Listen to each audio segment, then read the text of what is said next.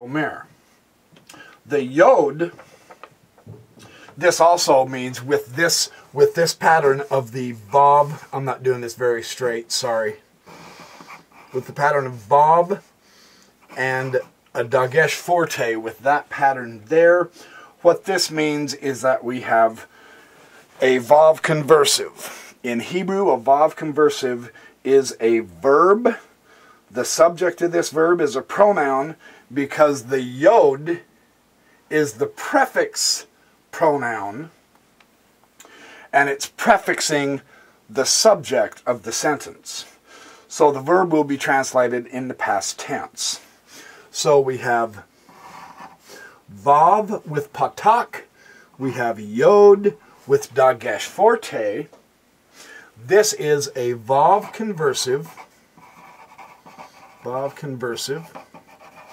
and we have the Yod itself is a prefix pronoun. So those two we can take off the front of Vayomer, and that leaves us with the three consonants, Aleph, Mem, and Resh. Amar.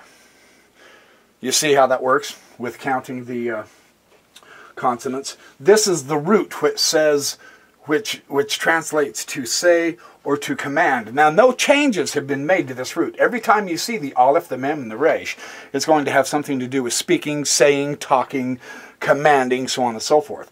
Because it's unaugmented, because it's just the way it is, we call this stem of the root the Kal stem, which means simple. There is no changes. So that's easy to understand. The Yod, that is the prefix.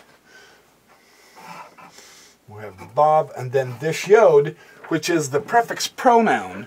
In this instance, it's in front of the root. See, we've got the Vav, Patak, then the Yod with Dagesh Forte, then we have the defective Holem, Vayomer. This Yod is the third person masculine singular subject of the verb.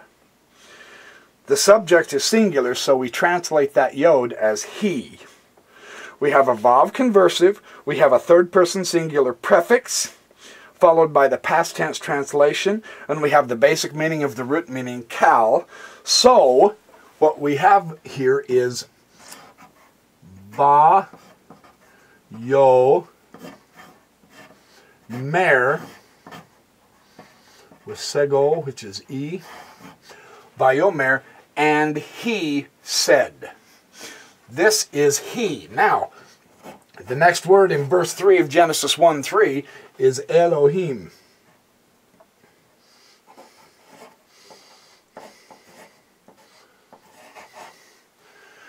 So to fully translate this out, we say, and he said God. But the he is redundant. This is just simply pointing out who is doing the speaking. In this instance, it's Elohim. So this Yod is pointing over to the person doing the action. You see how that works? So, instead of translating this as saying, and he said God, we simply translate it as God said. Now let me explain why I've shown you all this obfuscation. Now your Hebrew lesson was brought to you by Bonnie Cattell Biblical Hebrew, a text and a workbook. This is really an excellent, excellent source for learning Hebrew for those of you who are looking to study it. Now, the reason I brought this up in such detail about this Vayomer Elohim Yehi Or Vayhi Or, and God said, let there be light, and there was light, is because the way the grammatical Hebrew works, this speaking that God does to produce light is his first creative act. And this is a very important issue with the Jewish rabbis and the mystics and the Kabbalistic literature. Hugh Nibley in his book One Eternal Round, as I've read to you, has shown many ideas from the Sefer Yetzirah, which I happen to have, Aryeh Kaplan, the same edition, the Book of Creation. And what he notes here is extremely interesting. I want to read this on page, starting on page 68. Etzar Seferot Belima, Achat Ruach Elohim Hayim. The 10 Sephiroth of nothingness. One is the breath of the living God.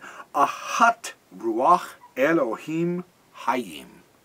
One is the living breath is the breath of the living God. Now, this is referring to Keter.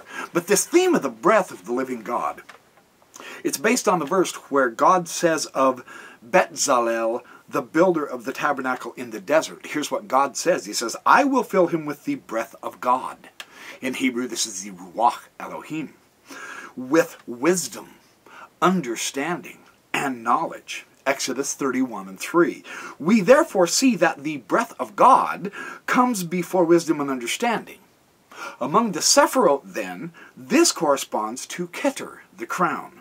As the Talmud says, it was through this breath of God that Betzalel was able to manipulate the letters of creation. The word Ruach indicates motion and communication. The Ruach, the breath, the wind, the air. It's related to the words Orak, meaning a path, and Orach, meaning a guest. So the spirit, the Ruach of life in an animal, is the power and the cause of it to be able to move. Normally the air is invisible and undetectable. It's only when it moves that one can feel it as wind or breath. Similarly, the spiritual continuum is undetectable except when it moves. It is then experienced as spirit, Ruach. Hence, Ruach is the word for wind, breath, and spirit. This is also describing the act of creation. The analogy would be the formation of a glass vessel. First, the breath, the Ruach, emanates from the mouth of the glass blower. The vessel is shaped through the interaction of the breath, where the wind bounding off the walls causes pressure. The vessel then expands into all the spatial directions. Now moving over to page 70. The voice of breath and speech. Yes, this is the holy voice, the Ruach HaKodesh, the holy voice. And this is in the Sefer Yetzirah, chapter 1, part 9, and over on page 70. Here, these are the tools of creation, breath and speech. With the word of God, the heavens were made. And this is why I wanted to show you that this Vayomer Elohim, the Amar, the Vayomer Moshe, whenever the Hebrew uses these words of Vayomer, and he said, or and he spoke, it's always physical speech. It is in an audible tone of voice. This is not an analogy. It's not a metaphor. It's not a spiritual communication of spirit to spirit in silence. Absolutely not. We're talking blunt, physical talking, exactly like I am talking to you right now. It is physical. It is audible. Moses was special in that God chose to talk to him face to face as one man talks to another, because God showed up and talked to Moses through his own vocal cords. This is loud, audible, physical speech that the Bible is talking about. When God began to create the earth, Vayomer Elohim Yehi Or, Vayhi Or. The first thing he did, let there be light, and there was light. And he said it with his mouth. Vocal cords, throat. This is very physical. Same in the Sefer Yetzirah. Now, they add the dimension of the spirituality, of course, but that does not diminish or take away the physicality. And this is exactly the same idea that Brother Nibley brought out in the Pearl of Great Price. There is no end to my works, and there is no end to my words, because God is continually talking. The rabbis talk about this. Creation was not just a one-time event way back in the past and then forgotten about. No, it is an ongoing process. Worlds come and worlds go. God's words are forever. He is continually speaking the creation. It talks about that in the prayer books, in the Jewish prayer books. It's very powerful that way. So anyway, the voice, the kol, so on and so forth.